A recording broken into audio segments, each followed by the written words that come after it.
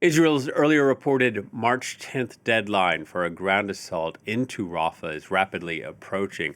The U.S. President Donald Trump has issued what he called his last warning to Hamas, saying release all Israeli captives being held in the enclave or face hell.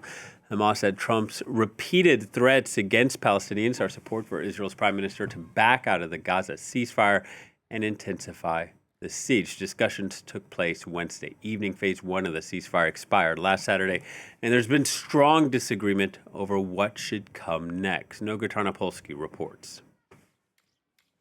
We are absolutely at an impasse, and I'd like to quote Ofer Calderon, one of the recently released hostages who gave a first interview last night, and he almost begged the parties to return to talks. He said there have to be talks, there have to be. He said that under the tunnels in Gaza, every day without talks is another death.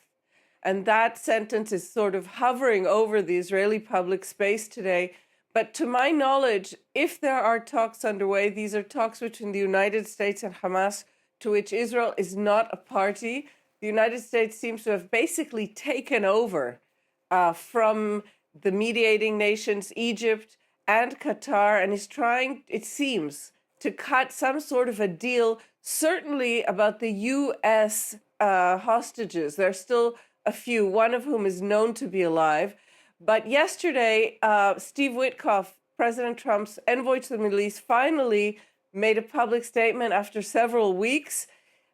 He did not take up what Netanyahu, the Israeli prime minister, has been calling the Witkoff plan. He didn't mention it. What he did say, though, is he said all lives matter. Asked if they were fighting only to rescue the American lives, he said for all of them. He did not mention the Israeli government or the Israeli prime minister.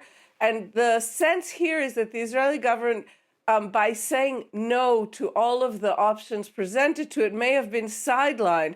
Although there's no obvious conflict right now between Israel and the United States, we just know about the statement you cited, in which President Trump basically said to Hamas leaders, leave Gaza, release the hostages, or you're dead, without mentioning a date or any other details.